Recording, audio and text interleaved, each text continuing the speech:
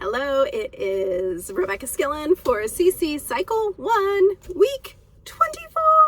We are done.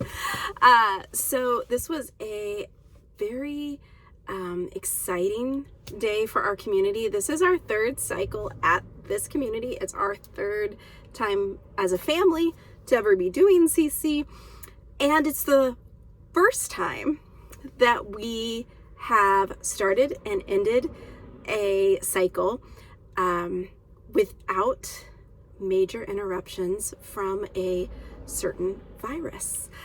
So it was, from my director's point of view, the first year really in this community that we have had a normal community year. So we started the day with General Assembly, and I will tell you, as a tutor, of course, the last week of class would be the week that my family doesn't even get there till literally 5 minutes before our tutor kind of quick meeting prayer to start the day. And it still was a great day. I forgot my coffee at home. I had 1 cup of coffee before we started, and that was life. Thankfully, I had my water. So we started the day with General Assembly. We came into the Journeyman and Ladies classroom and started right off with our affirmations. We had a completely different schedule today because of a fantastic experience for orchestra. So we did our new grammar, we did our geography review, as well as our new geography, and I put a video in my playlist for geography, but we did it to London Bridges, North Atlantic features, Denmark, Iceland, Davis Strait, and Denmark Strait, North Atlantic features. And so I talked to the kids. We went left to right with Greenland and Iceland, so we went left to right with the straits. And Davis Strait, on top of that, Davis Strait is alphabetical, so we said Davis Strait first, and then Denmark. It also works in the song for their syllables. And then we talked about, if you still can't remember which one is which, one of the kids said, I have relatives that live in North America that are last name Davis, and my daughter and I said, yep, we do too. And the Denmark Strait is closer to Europe, which is where Denmark is, and we'll be studying that in Cycle 2, so next year. So we kind of just talked a little bit about that, pointed to the spots again and again for 7 times and called it good. We did our Latin at our tables, and again pointing to the endings while we were singing the song. And and then we also did our linking verbs: stay, smell, grow, stay, smell, grow, stay, smell, grow.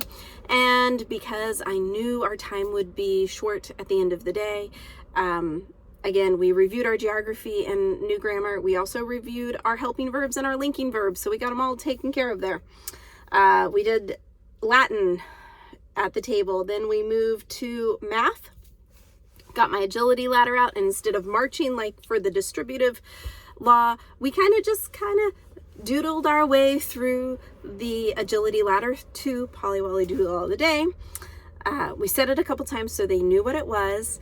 I also said, if we did 1 million plus 0, what would we get?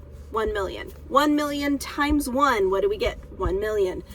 I just threw out some numbers, some really odd, crazy numbers. I also did 1 plus 0 equals 1, 1 times 1 equals 1, and then, just these amazing, crazy numbers, and that the identity law still works, so that they understood what that was, again, because I have journeymen and ladies. So the identity law for addition states A plus 0 equals A. The identity law for multiplication states A times 1 equals A. And so we just kind of, did that over and over again for 7 times through the agility ladder. So at that point, we were down to science and history and timeline. Okay, so science, what are some markings on the globe? Some markings on the globe: latitude and longitude, prime meridian, degrees, and northern hemisphere and southern hemisphere. So I had a inflatable globe, and I showed them the latitude lines. I've always remembered them. They're the flat lines, or latitude is the equator. The equator cuts the northern and southern hemispheres in half. The longitudinal lines, they never change length. They're all long. And of course, the prime meridian is the middle of that. Degrees, I know that this isn't the degrees, but when it gets really hot in our degrees, then it's hot. So just a way to remember. I know that that's not what it's talking about. Actually, I guess it kind of is, but degrees away from the equator. But and then northern hemisphere, our hands went up, and southern hemisphere, our hands went down. My kids were like really tired by that time. I think they were just annoyed with me. I don't know. Annoyed in a good way, not in a bad way. They were tired. We'd just done the agility ladder.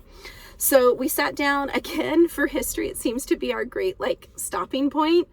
And read the history sentence a couple times, got the app out, played the song. They sang the song. They loved it. I guess some of them, it's their favorite song. So that was great. When we were, just a side note, when we were doing our geography and reviewing our geography, I made a point to let them know, hey, our history sentence is going to talk about Brazil. So put that country of South America in your head, because we reviewed all the countries of South America. So that was great. I told them we'll learn about Portugal next cycle if they don't know where Portugal is. And then to our timeline. We don't have any timeline. We have the United States presidents. So we went through the presidents, of course. Most of my kids knew the song. So though we didn't all know the updated song from the app. So once we got there, everybody was like, oh, because we kind of created our own song last year of, was it Bush, Obama, Trump, and Biden, it's for him we pray.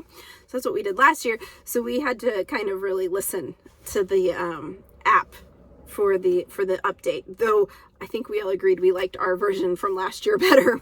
So what I did was we sang through it, and then a couple kids worked together and flipped through the book.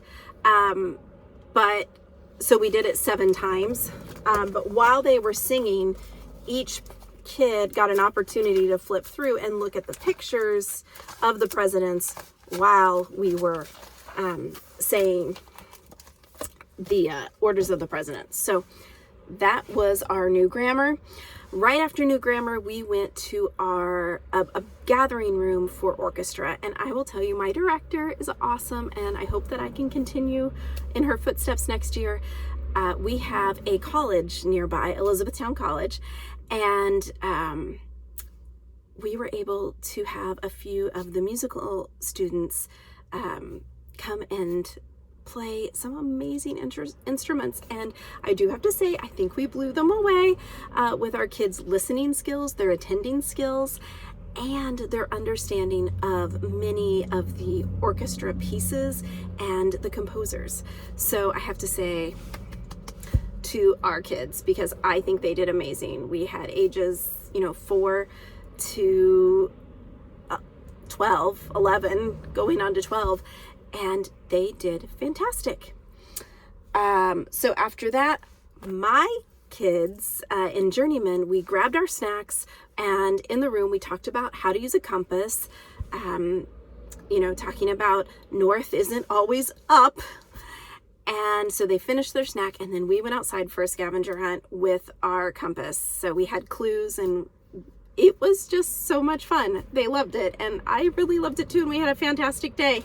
It's starting to rain now, but it was not raining when we were doing our scavenger hunt. After that, we came in and we did our review, and of course, I knew they would want to do Would You Rather. We did presentations, and I have to say they were great.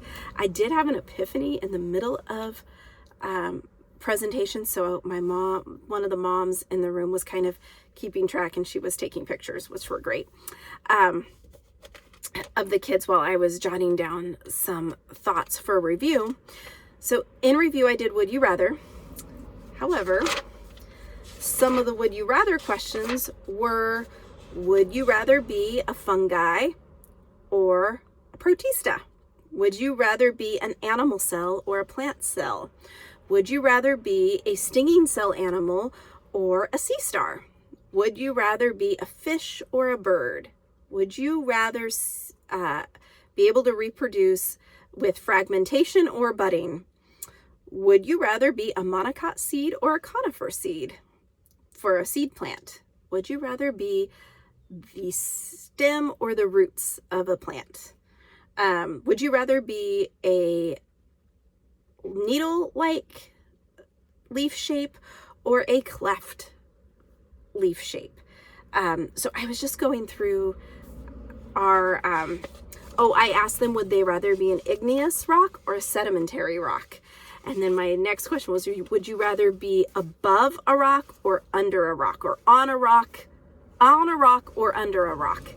And so it was a lot of fun. So I have some ideas to incorporate that into something later. And that was our day.